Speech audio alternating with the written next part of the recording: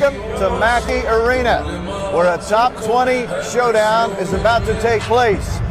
16th ranked Ohio State and our 6th ranked Purdue Boilermakers. I'm Rob Blackman, this is Chris Forman. We thank you for joining us on this Sunday morning.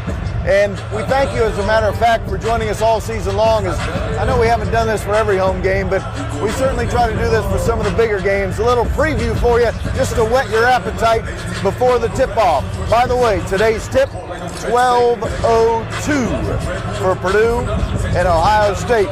Chris Forman, Ohio State is 6-2 in the Big Ten. Our Boilermakers are 6-3. For the moment, Ohio State, as you know, is in first place in the Big Ten on the loss side with just 2 losses.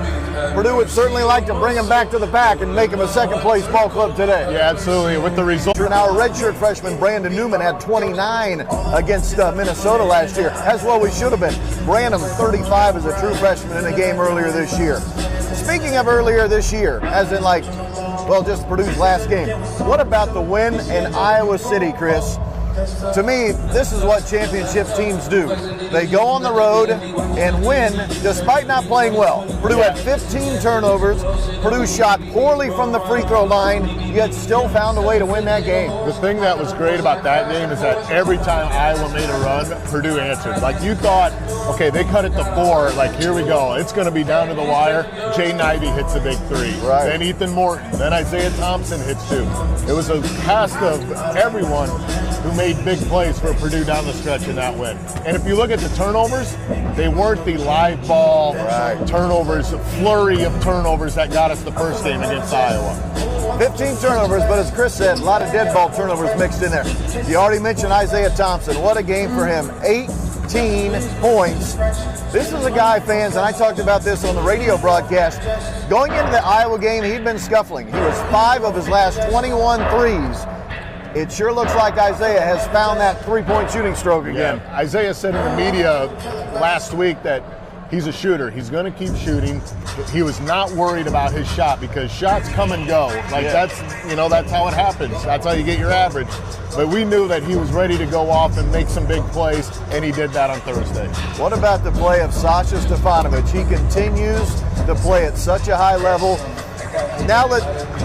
How should I put it? Now that the Big Ten games have gotten really important, not that they're all not important, but let's face it, Purdue going to Illinois on that Monday, you're thinking, boy, this is really one the Boilermakers need to have. Sasha had 22 points in that game, and quite frankly, ever since, he's been dynamite. Yeah, he had 23 then against Northwestern, or 22, tied a career high then. Had another big game against Iowa, got us off to a really good start with 3 threes in about the first 10 minutes. He has been shooting the ball lights out. He knows that it's February. It's starting to become February. This is his last shot to really make a difference. Another guy I want to talk about is another senior, no surprise, Trevion Williams. He is kind of quietly, maybe others don't, but he has found his way into some of the most impressive numbers in the history of Purdue basketball.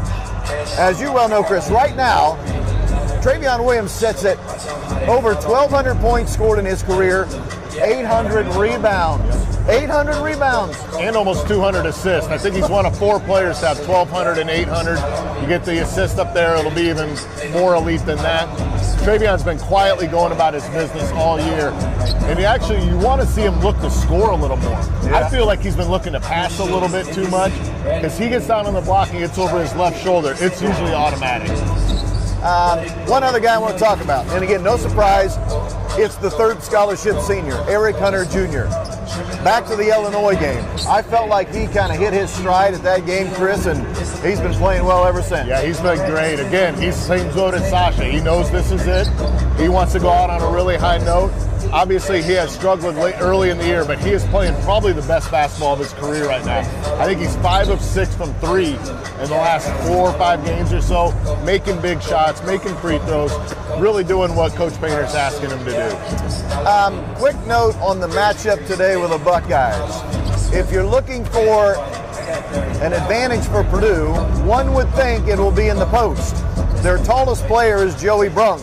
He doesn't play a whole bunch for the Buckeyes. Now, they'll play about 12 in their rotation, but they don't have a lot of height. As a matter of fact, outside of Brunk, their next tallest guy runs about 6'9".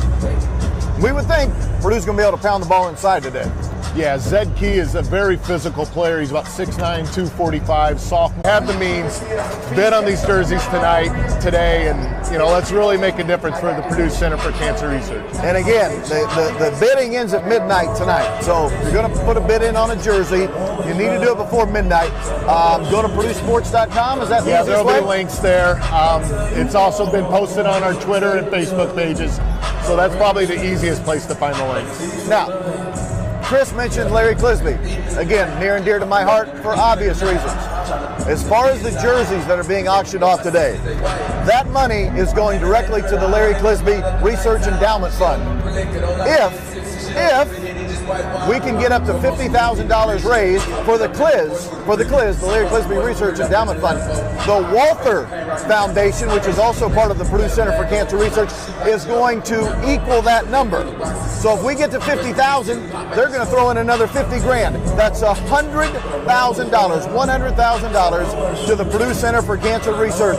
As Chris said, if you have the means, boy, we sure would like to see a bid on one of these uniforms. And not only are you helping out our Boilermakers and the Purdue Center for Cancer Research, but it's a little tip of the cap to the Cliz as well. So if you can, man, we'd love to have you do it. All right, before we cut you loose and get ready for the tip-off today, 12:02, Purdue and Ohio State.